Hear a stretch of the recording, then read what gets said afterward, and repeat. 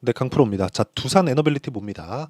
자, 이틀째 거래가 크게 터졌고요. 그리고 오늘도 8,500억 정도의 거래가 터졌습니다. 근데 어저께 같은 경우에는요, 거래가 1조 4천억 정도가 터졌습니다. 뭐 내용은 뉴스케일 파워의 SMR, 그쵸? SMR 설계 업체입니다. 뉴스케일 파워는 50조 원 규모 정도가 되는 그 프로젝트에 참여한다는 내용인데 저는 이게 그렇게 보고 있습니다. 뭐 앞으로 뭐 좋아지는 실적. 자, 지금 원전 말고는 대안이 없다는 내용이 계속해서 나오고 있어요. AI 시대가 오면서. 그러면서 지금 사전에 어떤 종목들이 강세를 보였는지 그 내용을 한번 봐셔야 될 필요가 있습니다. 자, 두산 에너빌리티가 강세를 보이기 전에 자, 첫 번째 원전부터 보면요. 두산 그리고 우리 기술 뭐 이런 식입니다. 우리 기술 오늘도 8% 올랐어요. 근데 지금 3거래일째 단일가 거래 중인데 주가가 올라요. 그렇죠? 시장에서 너무 많이 올라가니까 감리를 줬는데도 불구하고 주가가 올라갑니다. 근데 그 전에는 이미 신고가를 만들어 놨다는 거예요. 저는 여기서 답이 있다고 제가 누차 이야기를 드립니다. 그리고 지금 보시면 AI 시대가 오면서 기존의 친환경 프로젝트를 계속 진행해 오고 있었는데 AI 시대가 오면서 전기 부족 사태가 왔고 전기에 대한 사용량이 계속해서 늘어날 수 있는 그런 환경이 지속되다 보니까 지금 문제가 있죠. 그렇죠? 무탄소 에너지가 필요해졌습니다. 근데 이런 부분이 사실상 제한적일 수밖에 없는 게 전기 사용량이 늘어나요. 그런데 탄소가 없는 에너지를 찾다 보니까 뭐 태양광이나 이런 거예요. 이런 게 될 것 같았으면 벌써부터 다 전환이 됐겠죠. 근데 전기 사용량 더 늘어났다. 그것도 감당할 수 없을 정도로. 그런 부분을 우리가 어디서 볼 수 있느냐? 자, 하나만 딱 보여드릴게요. HD 현대 일렉트릭. 야, 이 정도면 4만 원에서 23년 초에 4만 원입니다. 근데 이때도 신고가였어요. 4만 원부터 지금 얼마? 30만 원. 거의 8배 정도 상승이 나왔죠. 자, 8배 올라서 지금 시가총액이 현대 일렉트릭 같은 경우에 얼마예요? 10조 정도가 됐습니다. 원래 1조가 안 했다는 거죠. 그렇죠? 자, 그런 상황에서 제가 이야기를 드리고 싶은 내용은 진짜 이 내용입니다. 상황에 대한 내용이 진짜 이 막 확 번지거나 발산되기 전에 주가는 먼저 움직이더라. 이게 현대 일렉트릭 말고도 다른 종목군에서도 꾸준하게 나올 수 있는 그런 환경이 갖춰져 있다는 거죠. 그 이야기를 제가 계속해서 드리고 있는 겁니다. 그리고 주식시장은 이런 상황에서 미래 가치를 먼저 땡겨다가 쓰는 거예요. 이런 상황은 아마 많이 들어보셨을 겁니다. 그래서 두산 에너빌리티를 볼 때 우리가 단순하게 그쵸? 자, 두산 에너빌리티. 자, 보세요. 두산 에너빌리티를 볼 때 단순하게 야 이거 이제 돌파했으니까 더 가겠지 이렇게 보는 게 아니라 돌파를 한 다음에 보는 것은 맞아요. 근데 왜 돌파를 했는지 돌파를 하고 나서 보자는 겁니다. 그러면서 관련돼 있는 종목군들이 테마에 묶이고 엮이면서 움직일 수 있는 상황이 마련되는지를 이걸 보자는 겁니다.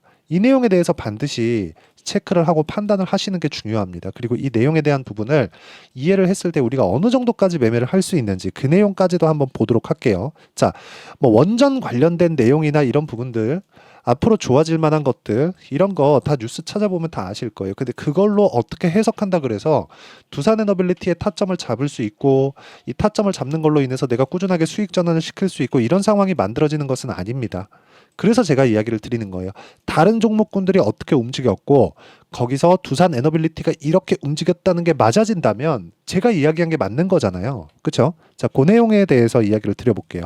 자, 최근에 이야기를 드리면서 우리 기술에 관련돼서도 제가 빠지지 않고 이야기를 해놔야 되죠. 그렇죠? 두산 에너빌리티가 가기 전에 우리 기술이 먼저 갔고 우리 기술이 이 정도의 시세를 내기 전에 두산에 대한 움직임을 보잖아요. 그러면 사전에 먼저 움직임이 있었다는 겁니다. 이미 신고가를 만들어 놓고 여기서 거래하지 않고 확인하고 나서 내가 거래하는 그 구간의 그 상황을 제가 이야기를 계속해서 드리고 있는 거예요. 이런 부분이 선행되지 않으면 주식시장은 진짜 어려워질 수밖에 없다. 그래서 공부를 진짜 많이 하셔야 됩니다. 그렇죠? 뭐 최근에 뭐 이런 쪽으로 본다면 뭐 전기 관련주들도 사실상 빼놓을 수 없죠. 재룡 산업이나 그런 종목군들 보면 어때요? 올라가는 구간에서 내가 꾸준하게 매매한 결과 35% 정도. 최근에 종목들이 많이 없습니다. 이렇게 쭉 떨어지는 뭐 그런 종목들이 있어서 그런 게 아니라 시장이 올라도 우리가 막 들어가서 막 3%, 5%뭐 또는 뭐 10% 이상, 20% 이상 이렇게 수익을 낼 수 있을 만한 종목이 그렇게 많지 않아요. 그런데 지금 이럴 때 내가 급하다 그래서 아무 종목이나 들어가면 되겠냐고요. 그게 안 된다는 거예요. 그쵸? 그래서 우리가 매매할 때는 철저하게 올라가고 있는 그런 구간에 내가 어느 타점에 이 매매를 해야 되는지 그런 부분을 공부를 진짜 많이 해야 된다. 그리고 그 내용에 대한 부분, 그쵸? 공부에 대한 내용을 여기 소통방에서 제가 다 공유를 하고 있습니다. 오늘 같은 경우에도 그래요. 한국 화장품 제조 세보 MEC 이렇게 두 종목이 진행이 됐는데 한국 화장품 제조. 자, 내용 보시면 다 신고가 구간에서 매매가 일어났다는 점이 있고요. 한국 화장품 제조도 단기간에 많이 올랐기 때문에 단기 과열 구간에 들어갔었습니다. 근데 이 구간에 제가 공략을 했고 오늘 뭐 크진 않아도 뭐 완만하게 뭐 그냥 수익을 보고 나왔다는 점 이런 부분이 중요하고요. 신고가 구간에 있다는 점이 중요한 겁니다. 그리고 그 밑에 뭐 세보 MEC나 이런 종목군들을 보더라도 어때요? 올라가는 구간에서 내가 계속해서 매매를 했을 때 수익이 날 수 있는 구간을 내가 만들어낼 수 있다는 거죠. 근데 이러려면 진짜 공부를 많이 해야 되니까 매매하는 과정에서 내가 어떻게 가격을 잡아야 될지 잘 모르겠고 공부하는 방법에 대해서 어떻게 해야 되는지 모르겠다. 어떤 식으로 해야 되는지조차도 진짜 주식은 어렵습니다. 많이 공개되어 있는 것처럼 하면서 그런 부분을 공개를 잘 안 해요.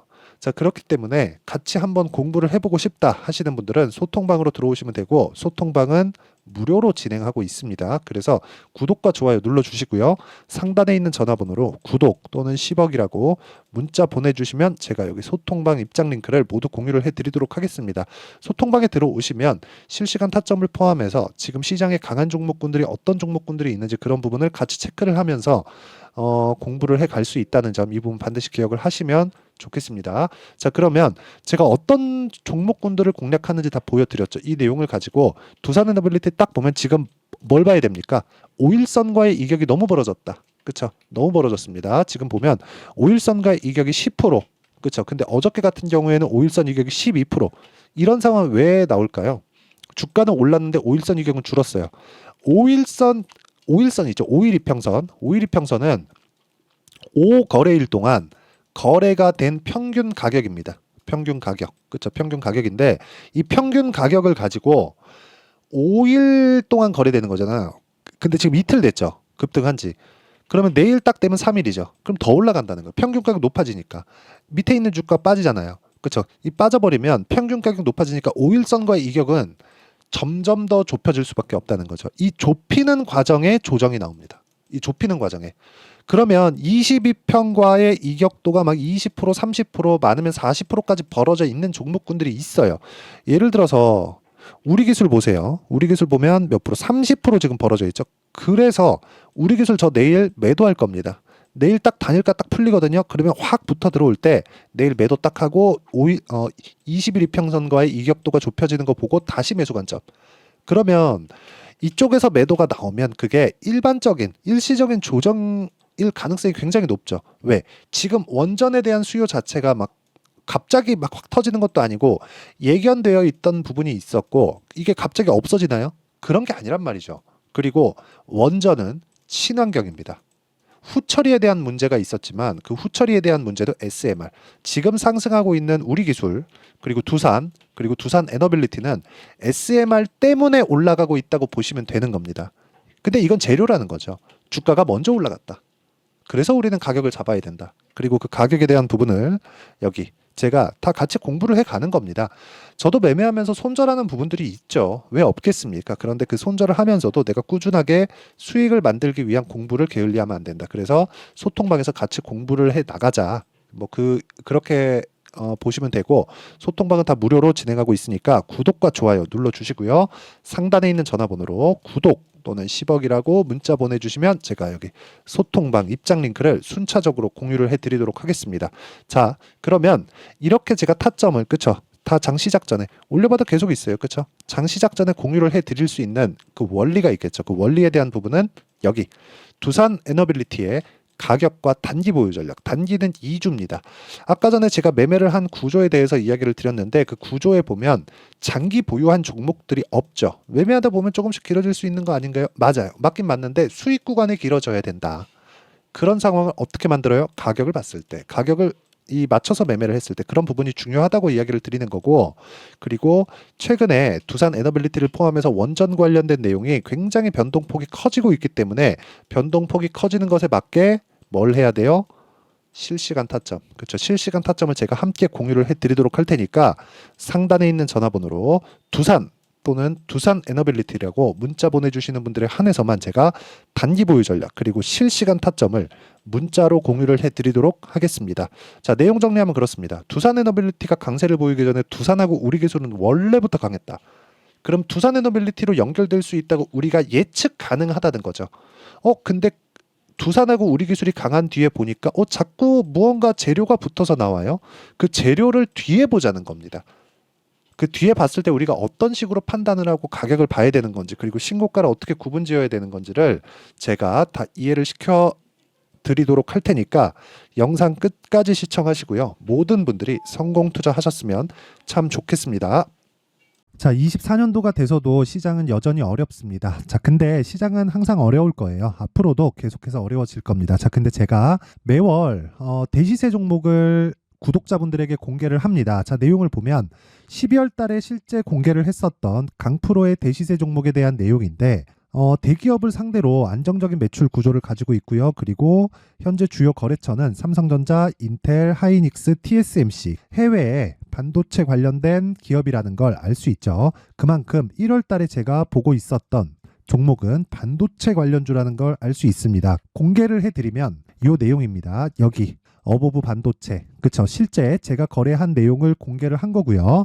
수익에 대한 크기를 보면 공략한 시점, 제가 가격대를 함께 공개를 해드렸는데 공략한 시점부터 21%의 수익 마감이 된 것을 확인해 볼 수가 있습니다. 자, 근데 지금도 마찬가지입니다. 지금은 어떤 이슈가 있을까요? 2월 달에 발표한다는 기업 밸류업 프로그램이 있죠. 근데 그걸로 인해서 지금 2월 달에 발표한다고 이야기가 나온 상황이고요. 무엇보다 우리가 생각해야 될 내용은 한 가지입니다.